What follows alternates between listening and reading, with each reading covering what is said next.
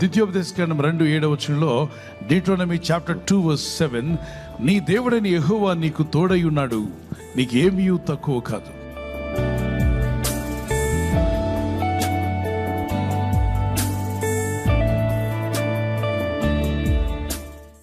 ఎవరెవరి జీవితంలో తోడుగా ఉంటే, దేవుడు తోడుగా ఉంటే కార్యాలు జరిగే ఒకసారి మనం గమనిస్తే, పరిశుద్ధ గ్రంథంలో ఇశ్రాయేలులు దీవించబడ్డారు. అబ్రహాముకి విస్తారమైన ఆస్తిని దేవుడు ఇచ్చాడంట. ఎందుకంటే దేవుడిని ఆశ్రయించాడు, దేవుడిని తోడుగా పెట్టుకుని నడిచాడు. అతని కష్టాలు వచ్చినా, ఇబ్బందులు వచ్చినా. యాకోబు ఒంటరివాడిగా ఇంట్లో నుండి వెళ్ళగొట్టబడ్డాడో, లేకపోతే ఇంట్లో నుండి పారిపోయాడు యవనస్తుడు. దారిలో వెళ్తున్నప్పుడు ప్రార్థన చేసుకుంటాడు. దారిలో వెళ్తుంటే ఆ ఆడపిల్లలను చూసుకుంటూ వాళ్ళ కళ్ళు కొడుతూ తిరగల, వెళ్ళే దారిలో మోకరిల్లి ప్రార్థన చేస్తాడు.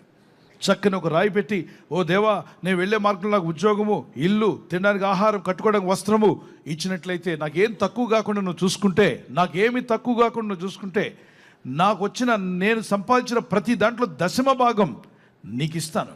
అప్పుడు 10వ భాగం గురించి బైబిల్లో రాయలు, బైబిలే లేదు అప్పుడు. కానీ అప్పుడు అంటాడు, నేను 10వ భాగం ఇస్తాను. నేను ఇక్కడ పునాదిగా వేసిన ఈ చిన్న రాయి ఉందే, ఈ రాయి దగ్గర నేను మందిరం నిర్మిస్తా, నిన్ను ఆరాధించే మందిరం చేస్తాను, బలిపీఠం కడతాను. నేనే కాదు, నా చుట్టూ ఉన్న తమ్ముళ్ళు, నాతో స్నేహితులందరినీ కూడా నిన్ను ఆరాధించేలా చేస్తాను, అందరిని ఆహ్వానించి ఆరాధించేలా చేస్తాను అని ఒడంబడికి చేసుకుంటాడు. దేవునితో ఒక మొక్కుబడి చేసుకుంటాడు, దేవునితో ఒక మాట ఇస్తాడు. యవనస్తుడు, ఒక టీనేజర్, దేవునితో మాట్లాడిన మాటలాంటివి. నాకేం తక్కువ కాకుండా, తినడానికి తిండి, కట్టుకోవడానికి వస్త్రం, పని చేసుకోవడానికి ఉద్యోగం, నాకు అలాగనే యవన కాలం వచ్చినప్పుడు వివాహము, పిల్లల్ని ఇచ్చినట్లయితే, దేవా నువ్వే కాపాడగలవు, కాబట్టి నేను అన్నింటిలో నేను ప్రథమ స్థానం ఇస్తాను, ప్రథమ స్థానం నీకే అన్నాడు. ప్రార్థించాడు. ఈ ప్రార్థన దేవుడు విన్నాడు. ఈరోజు యవనస్తులు ఎంతమంది ప్రార్థిస్తున్నారు ఇలా? దేవుడిని నమ్ముకొని, దేవుని ఆధారంగా చేసుకుని జీవిస్తూ ఉంటే, ఆయన్ని ఆశ్రయించినట్లయితే, నీకు కానీ నీ బిడ్డలకు కానీ ఏది నీకు తక్కువ కాదు. యోసేపు తాను వెళ్తున్న మార్గమంత్రులు దేవుడు తోడుగా ఉండబట్టి, దేవుని హస్తము తోడుగా ఉన్న యోసేపు వర్ధిల్లేను అని రాయబడింది. యెహోవా అతనికి తోడై ఉండెను, అతడు చేసినదంతయు అతని చేతిలో యెహోవా సఫలము చేసిననియు అతని యజమానుడు చూచినప్పుడు, దేవుని హస్తం అతనికి తోడుగా ఉన్నందున ఏది తక్కువ కాకుండా అతనిని దేవుడు ప్రిజన్ టు ప్రైమ్ మినిస్టర్ చేశాడు.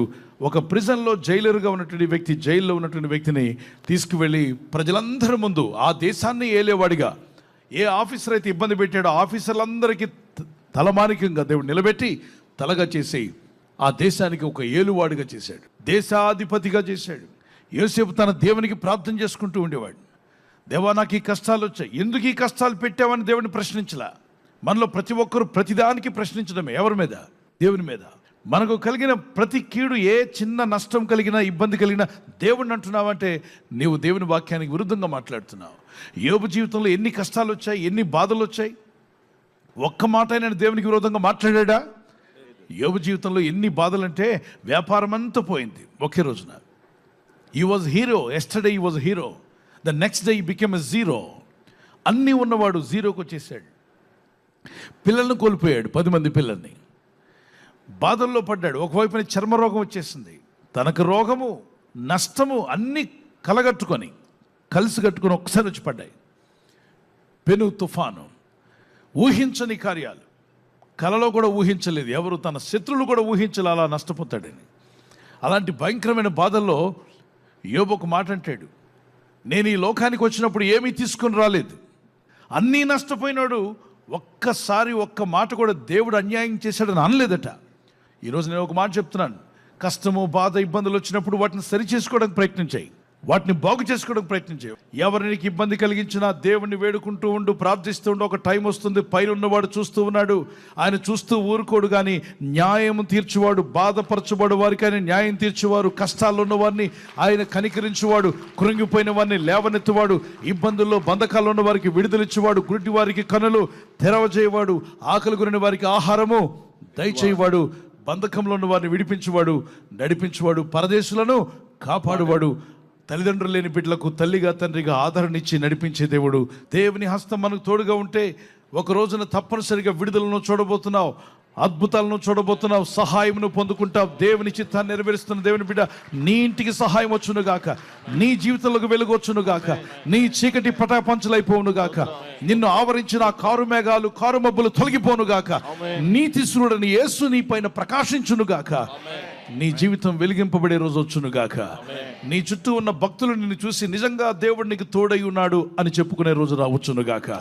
నీ శత్రువులు, నీ బంధుమిత్రులు, నీ వీధిలో ఉన్న వాళ్ళు కూడా నిజముగా వాళ్ళకి దేవుడి సహాయం పొందుకున్నారు, నిజముగా దేవుని సహాయం వారికి ఉంది అని చెప్పే రోజు రావాలన్న వారు దేవునికి స్తోత్రం చెప్పగలరా?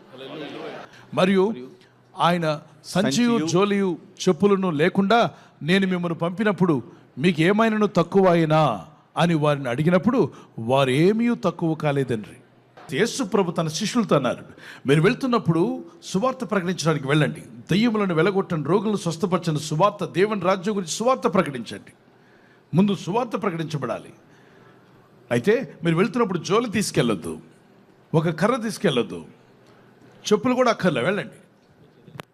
వారు వెళ్ళారు, సువార్త చేసి వచ్చారు. లాస్ట్కి ప్రభు ముగింపులో ఆయన శిలువ మరణానికి వెళ్ళే ముందు అన్నాడు, పేతురు, యోహాను, యాకోబు, నేను చెప్పానుగా అనేక గ్రామాలకు వెళ్ళమని, ఏమీ తీసుకెళ్ళొద్దు అనగా ఏమీ తీసుకోకుండా మీరు వెళ్ళారుగా, మీకేమన్నా తక్కువ అయినా, మీకు ఏదైనా తక్కువ అయిందా, అక్కడ అన్నం లేని పరిస్థితి ఏర్పడిందా, అయ్యో సువార్త చెప్పడానికి వెళ్ళాను నాకు నీళ్ళు లేవే అనే పరిస్థితి ఏర్పడిందా, చలితో వణికిపోయానే సువార్తకు వచ్చిన నాకు అనే పరిస్థితి మీకు ఏర్పడిందా, మీకు ఆహార లోపం ఏమైనా వచ్చిందా, వస్త్ర లోపం వచ్చిందా, మీరు సువార్తకు వెళ్ళారు కదా, నేను చెప్పాను కాబట్టి వెళ్ళారు కదా, మీకు ఏదైనా తక్కువ అయిందా అని అడిగాడు యేసయ్య. సువార్తకు వెళ్ళిన దగ్గరంతా తన బిడ్డలను ప్రేరేపించి ఆ సువార్తకు అయ్యే ఖర్చులు ఇప్పించేలా దేవుడు చేశాడు. అక్కడ దేవుని పని చేయాలనుకుంటున్నావా, దేవుని చిత్తానుసారంగా జీవించాలనుకుంటున్నావా, దేవుడు తన దూతలను పంపి నీ పని జరిగించునుగాక. తప్పనిసరిగా కార్యాలు ఫలింపజేస్తాడు. యోసేపుకు దేవుడు తోడై ఉన్నందున అతడు చేసిన ప్రతి దాంట్లో సఫలుడయ్యాడు, ఫలించే కొమ్మగా సాక్షి పొందాడు. ఈరోజు నీ జీవితంలో కూడా ఏ మంచి పని చేస్తున్నా దానిలో సఫలం అవ్వాలన్నది దేవుని చిత్తం అని నమ్మితే చేతిని పైకెత్తగలరా? నీవు నాకు తోడుగా రావాలి ప్రభా అన్న వారి చేతిని పైకెత్తగలరా? కళ్ళు మూసుకొని ప్రార్థన చేద్దాం. ఎవ్రీబడి ప్రే. ప్రభా నీ సన్నిధి నాతో రావాలి. Father lord, I need your presence. ప్రభా నీ సన్నిధి నాకు కావాలి తండ్రి. వేర్ ఎవర్ ఐ గో, నేను ఎక్కడికి వెళ్ళినా, yes you are with Joseph, నీవు యోసేపుతో ఉన్న రీతిగా, and you made him a fruitful branch. నీవు ఆయనను ఫలించడి కొమ్మగా చేశావు. when you are with Jacob, నీవు యాకోబుతో ఉన్నప్పుడు తండ్రి, Lord you blessed him. నీవు ఆయనను ఆశీర్వదించావు. He went alone, అతడు ఒంటరిగా వెళ్ళాడు. he was nothing, అతని వద్ద ఏమీ లేదు, but you gave him everything. కానీ నీవు ఆయనకు సమస్తమును ఇచ్చావు. nothing was lack. అతనికి ఏమీ కొదువ కాలేదు. Father, you said to go to God, preach the gospel. ప్రభువా మీరు అన్నారు నువ్వు వెళ్ళి సువార్త ప్రకటించండి, nothing will be lack. మీకు ఏది కొదువ ఉండదు. The same thing Lord we pray today.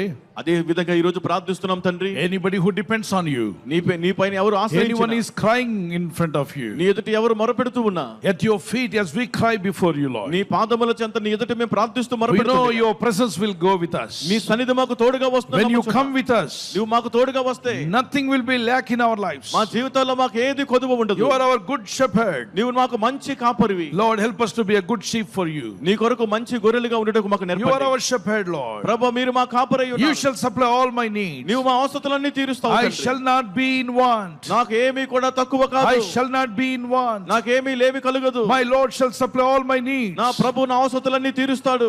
I may be in need but God will supply all my needs. నేను అవసరత కలిగి ఉండవచ్చు కానీ నా అవసరతలన్నీ దేవుడు తీరుస్తాడు. రోజు ప్రయత్నించబోతున్న శంకుస్థాపన అయిన, గృహప్రవేశమైన, ఒక బిజినెస్ ప్రారంభిస్తున్నా, ఉద్యోగ ప్రారంభానికి వెళ్తున్నా, ఒక మంచి కార్యక్రమాన్ని ప్రారంభిస్తుండగా, నేను వారి బిడ్డల వివాహం కొరకు ప్రయత్నాలు చేస్తుండగా, వారు చేస్తున్న ప్రయత్నాలు ఫలించలాగున మీ దూతలకు ఆజ్ఞాపించండి. మీరు ఆజ్ఞాపిస్తే కార్యాలు జరుగుతానైనా. ఎవరైతే అనారోగ్యం, బలహీనత అనే అంధకారంలో వారి జీవితం ఉన్నదో అటువంటి వ్యాధి రోగాలను వెళ్ళగొట్టి ఈ వెలుగును ఉదయింపచేసి నీ గాయపడిన హస్తంతో వారి క్రిటికల్ సిచ్యువేషన్ నుండి, వ్యాధి రోగముల నుండి, రోగ పడకల నుండి వారిని లేవనెత్తి స్వస్థపరిచి నీ సాక్షిగా వారిని వాడుకోనైనా. ప్రయాణం చేసి బయటికి వెళ్తున్న వారు మళ్ళీ తిరిగి క్షేమంగా ఇళ్లకు వచ్చేందుకు సాయం దయచేయండి. మా ప్రయాణాల్లో నీ కాపుదలు ఇవ్వండి. ఎటువంటి యాక్సిడెంట్స్ కానీ, ప్రమాదాలు కానీ గురి కాకుండా నీ కాపుదలు యేసు నామములో ప్రతి ఒక్కరికి కలుగునుగాక. ప్రతి స్థలంలో మేము ఫలించి నీకు మహిమ తీసుకురావాలి.